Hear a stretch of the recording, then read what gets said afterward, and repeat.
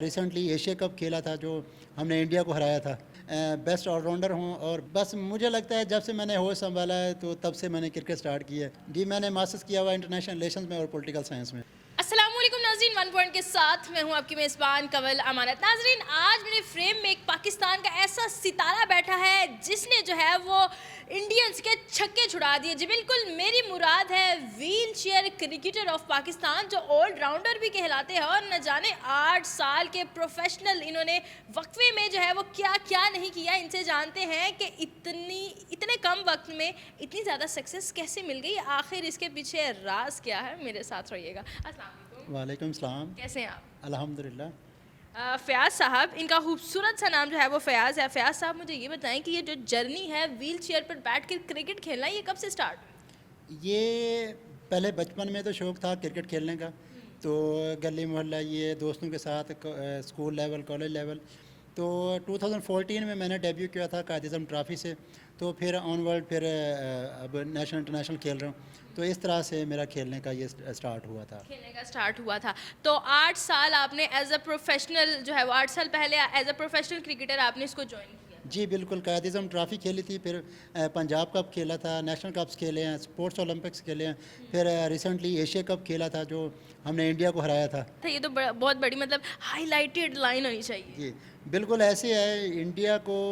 ये मतलब जो एक 7 साल पीछे का जो जर्नी था ना, तो उसका जो रिज़ल्ट था, जो आउटकम था, जो उसका एक समर था ना, वो इंडिया को हराने का जो पीछे मेहनत का रिवार्ड था ना, वो इंडिया को हराने के बाद था। मुझे सारा फल मिल गया, ठीक हो गया जी। 8 साल से आपने इसको ज्वाइन किया, लेकिन बचपन से प्रैक्टिस करते थे, पैशन था, या फिर कब आइडिया है? किसी को टीवी में देखा तो आपने कहा कि ये मेरा आइडिया, अब से मैंने भी क्रिकेट खेलना है।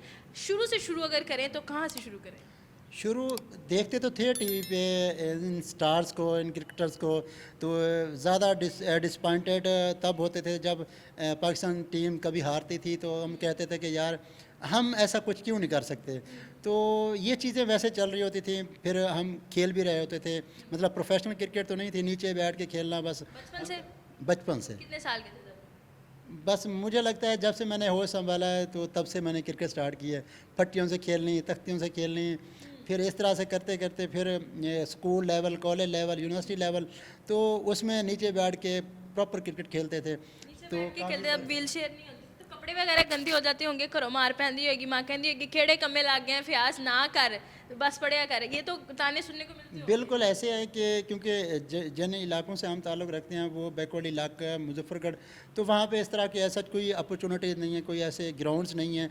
तो वहाँ पे नीचे बैठ के खेलना ऐसे समझें कि बिल्कुल जिस टाइम भी आप खेलेंगे उस टाइम आपको कपड़े फिर उसके बाद चेंज करने पड़ेंगे।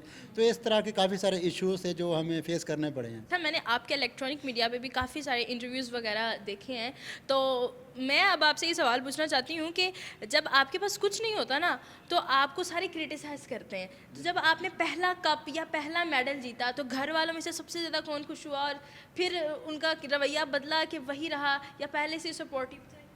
जी, जब मैंने स्टार्ट की थी क्रिकेट, तो पहले तो मतलब एक नॉर्मल क्रिकेटर की तरह मतलब बस जस्ट खेला, इवेंट खेला बस। उसके बाद जब हमने नेशनल कप था जो मेरी सबसे बड़ी अचीवमेंट थी, तो वो हमने विन भी किया था। तो वो ट्रॉफ़ी मैं घर लेके गया था, तो वो मेरे साइज़ से भी बड़ी थी। तो मेरे जो रिलेटिव्स थे और मेरे जो जितने भी बहन भाई सब वहाँ पे इकट्ठे हुए थे, तो पूरा हमें पूरा वेलकम किया था।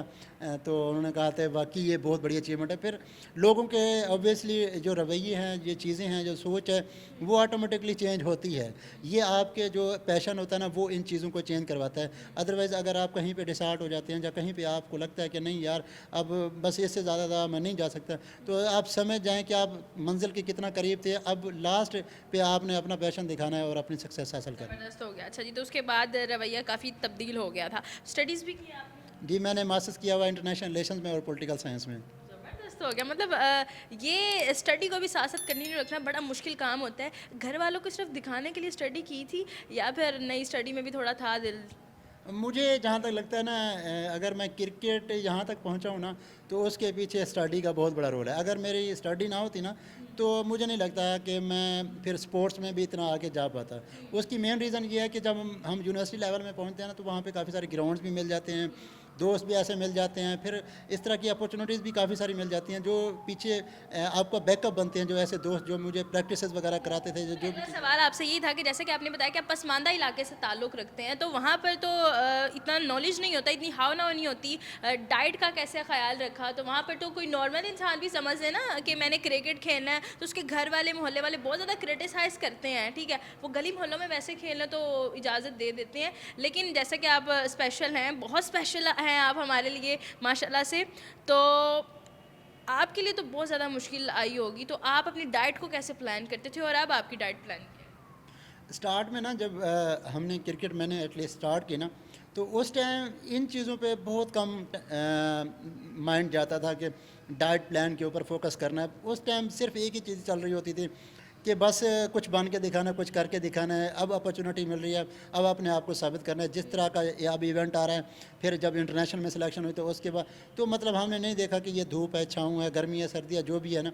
तो डाइट प्लान का फिर जब आप प्रोफेशनलिज्म की तरफ आते हैं, तो फिर आपको पता चलता है कि यार ये चीज़ें भी साथ में लेके चलनी होती हैं।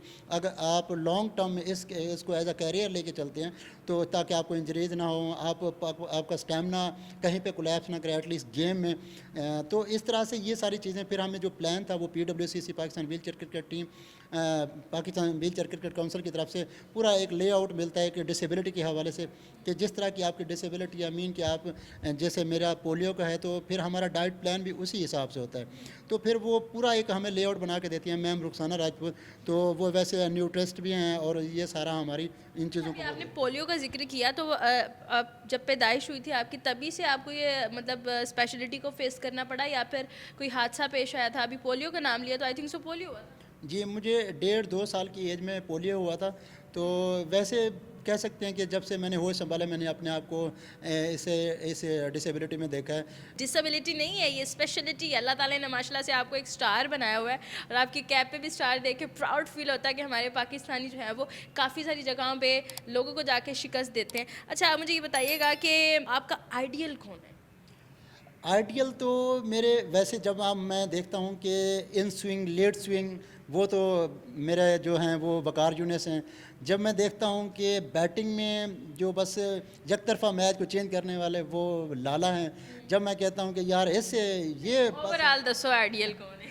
क्योंकि वो सिचुएशनल हैं, क्योंकि जब देखता हूँ कि अगर ये बॉलर आता है तो आगे वाले की टांगें काम जाती हैं, वो शुएब अख्तर हैं। तो मेरे ये 3 हैं जो मैं अपने फ्रेम में रखता हूँ। इन लोगों को मैं फॉलो करता हूँ कि ये हर तरह की सिचुएशनल गेम में ना अपना रोल प्ले करते थे। प्ले करते हैं। अच्छा, माशाल्लाह से आपने 8 साल के अरसे में काफ़ी सारी अचीवमेंट्स की हैं, लेकिन आपने चंद बताई हैं, मैं सारी अचीवमेंट सुनना चाहूँगी। जी। आपने कहा कि ऑलराउंडर बाउलर भी रहे हैं, नंबर 1 बाउलर भी रहे हैं। जी, अल्हम्दुलिल्लाह ये नेशनल लेवल पे ऑलमोस्ट इसका तकरीबन बेस्ट ऑलराउंडर हूँ और बेस्ट बॉलर हूँ, और उसके अलावा अब अल्हम्दुलिल्लाह बेस्ट बैट्समैन 3-4 सालों से मैं चल रहा हूँ। तो उसके अलावा मेरी 2 सेंचुरीज़ हैं नेशनल लेवल पे। तो उसके अलावा मेरी जो एवरेज है 100 प्लस है। इसके अलावा जो अचीवमेंट्स हैं, शान मुजफ्फरगढ़ अवार्ड है, फ़ख्र मुजफ्फरगढ़ अवार्ड है, कायद-ए-आज़म गोल्ड मेडल अवार्ड है। इसके अलावा चीफ मिनिस्टर से अवार्ड, रिवार्ड और प्राइज़ वगैरह, गवर्नर से हो गया, इस तरह से DCO, मतलब इस तरह लगा हुआ है। जी बिल्कुल। पूरा एक मेरा एटलीस्ट रूम है ना, उसमें और कोई चीज़ जगह रखने की जगह नहीं है सिवाय ट्रॉफीज़, मेडल और इन अचीवमेंट्स के। माशाल्लाह, ज़बरदस्त हो गया। अच्छा, अब मैंने काफ़ी सारे क्रिकेटर्स के इंटरव्यूज़ किए हैं, वो सबसे ज़्यादा रोना ये रोते हैं कि सानू स्पॉन्सर नहीं मिलता। ये क्या है, मतलब स्पॉन्सरशिप आपको मिली थी?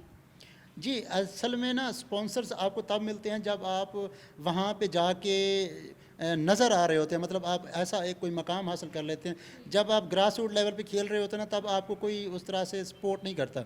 तब आपको एक चीज़ सपोर्ट कर रही होती है, जो आपका पैशन है ना, बस वही आपको आगे लेके चल रहा होता है कि भाई ये चीज़ें सेकेंडरी हैं। आपको कौन सपोर्ट कर रहा है अगर ये प्रोफेशनल के लिहाज से देखा जाए, घर वालों से हट के?